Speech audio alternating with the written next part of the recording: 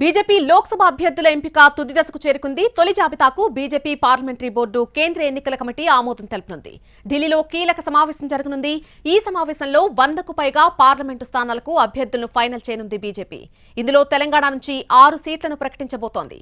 తెలంగాణలో ఇప్పటికే 3 స్థానాలకు అభ్యర్థులను ఖరారు చేసినట్టుగా తెలుస్తోంది. 4 సిట్టింగుల్లో 3కి మళ్లీ టికెట్ ఇచ్చినట్టు సమాచారం. ఆదిలాబాద్ ఎంపీ స్థానాన్ని మాత్రం పెండింగ్ లో పెట్టింది. తెలంగాణలోని మరొక 14 ఎంపీ స్థానాల్లో అభ్యర్థుల ఎంపికపై దృష్టి పెట్టింది. తెలంగాణ నుంచి 6 ఎంపీ అభ్యర్థుల పేర్లను బీజేపీ హైకమాండ్ ఫైనల్ చేసే అవకాశం కనిపిస్తోంది.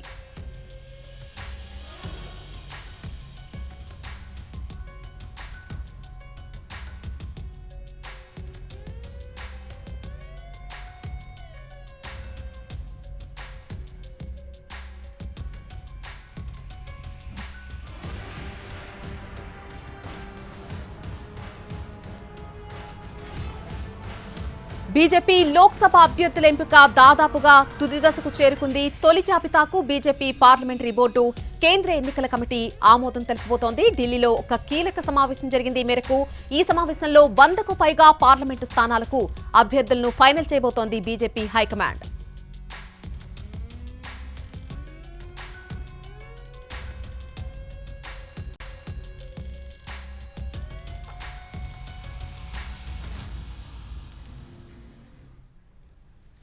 ఇదే విషయానికి సంబంధించి పూర్తి అప్డేట్ మా ప్రతినిధి రాజు ఢిల్లీ నుంచి లైవ్ లో అందిస్తారు. రాజు, బీజేపీ లోక్సభ అభ్యర్థుల విషయంలో ఎంపిక దాదాపుగా లాస్ట్ స్టేజ్ కు చేరుకున్నట్టుగా తెలుస్తోంది. ఒక 100 మంది అభ్యర్థులను కూడా ప్రకటించే అవకాశం కనిపిస్తోంది. అందులో 6 తెలంగాణ అభ్యర్థులు ఉండబోతున్నారని చెప్తున్నారు. పూర్తి అప్డేట్ ఏంటి?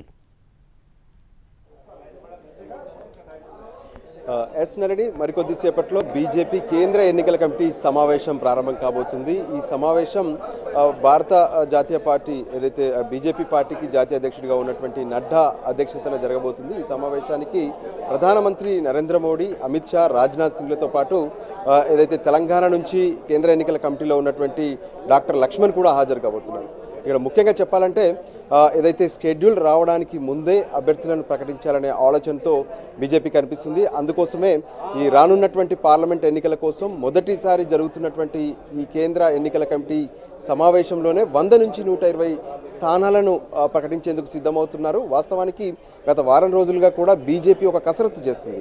రాష్ట్రాల్లో ఉన్నటువంటి కమిటీలు ఏవైతే ఉన్నాయో రాష్ట్రాల్లో ఉన్నటువంటి ఎన్నికల కమిటీలతో ప్రత్యేకంగా సంప్రదింపులు జరిపారు. ఇదే బీజేపీ కేంద్ర కార్యాలయంలో సమావేశమయ్యి అక్కడ ఉన్నటువంటి ప్రాబబుల్స్ ఎవరెవరు ఏంటి అనే దాని మీద ప్రత్యేకంగా జాబితాను కూడా తయారు చేశారు. సో ఈ రోజు దానికి సంబంధించి ఫైనల్ చేయబోతున్నారు. ఇక ఇప్పటికీ ఒక టార్గెట్ అయితే పెట్టుకున్నారు. ఎందుకంటే ఈసారి 3వసారి బీజేపీ అధికారంలోకి రావడం అనేది కామన్గా ఉన్నప్పటికీ కూడా అత్యధిక సీట్లను సాధించాలి లోక్సభలో అనేది టార్గెట్గా పెట్టుకున్నారు. అందులో భాగంగానే 370 బీజేపీ గెలవాలి, మిగతా ఎన్డీఏతో కలిపి 400 సీట్లు దాటాలనే ఆలోచనతో బీజేపీ కనిపిస్తుంది. సో అందుకోసం కసరత్తు చేస్తున్నటువంటి స్థానాలను చూసినట్లయితే ఒకవైపు సిట్టింగ్ స్థానాలతో పాటు ఇప్పటి వరకు గెలవనటువంటి స్థానాలు, ప్రత్యేకంగా చెప్పాలంటే ఏదైతే ఎక్కడైతే బీజేపీ వీక్గా ఉందో వాటి దగ్గర కూడా స్పెషల్గా ఫోకస్ పెట్టారు. సో దానికి అనుగుణంగానే ఈసారి కొంత ముందుగానే ఇక అభ్యర్థుల జాబితాను ప్రకటించే అవకాశం కనిపిస్తుంది. ఈరోజు సమావేశం తర్వాత రేపు తొలి జాబితాను విడుదల చేసే అవకాశాలు ఎక్కువగా కనిపిస్తున్నాయి. ఇక తెలుగు రాష్ట్రాల విషయానికి వస్తే తెలంగాణ నుంచి అంటే ఇప్పటికే సిట్టింగ్ స్థానాలు 4 ఉన్నప్పటికీ కూడా అందులో 3ని మాత్రం మొదటి జాబితాలో అనౌన్స్ చేయబోతున్నారు. సికింద్రాబాద్ నుంచి కిషన్ రెడ్డి, నిజామాబాద్ నుంచి ధర్మపురి అరవింద్, కరీంనగర్ నుంచి బండి సంజయ్, ఈ 3ని అనౌన్స్ చేస్తూనే ఏదైతే ఆదిలాబాద్ నుంచి సోయం బాబురావు ఉన్నారు, సో ఆయనకు సంబంధించినటువంటి సీటును హోల్డ్ చేయబోతున్నారు. మనకు బీజేపీ నేతలందరూ కూడా వేదికపైకి వస్తున్నారు. మనం చూస్తున్నాము. ప్రత్యేకంగా ఈరోజు ఏదైతే జాయినింగ్స్ కార్యక్రమం కూడా మనకు కనిపిస్తుంది. ఆ జాయినింగ్స్ కోసం బీజేపీ నేతలంతా కూడా ఇక్కడికి చేరుకున్నారు. మనం చూడొచ్చు ఏదైతే పార్టీకి సంబంధించినటువంటి రాష్ట్ర వ్యవహారాల ఇన్ఛార్జ్ తరుణ్ చుగ్, కేంద్ర ఎన్నికల కమిటీ పార్లమెంట్ బోర్డు మెంబర్గా ఉన్నటువంటి ఎంపీ లక్ష్మణ్ కూడా మనకి ఇక్కడ కనిపిస్తున్నారు. మనం చూస్తే ఏదైతే రాములు ఇక్కడ మనకు కనిపిస్తున్నారు, రాములు ఎవరైతే ఉన్నారో రాములు ఈరోజు బీఆర్ఎస్ పార్టీలో తను సిట్టింగ్ ఎమ్మెల్యేగా ఉన్నారు.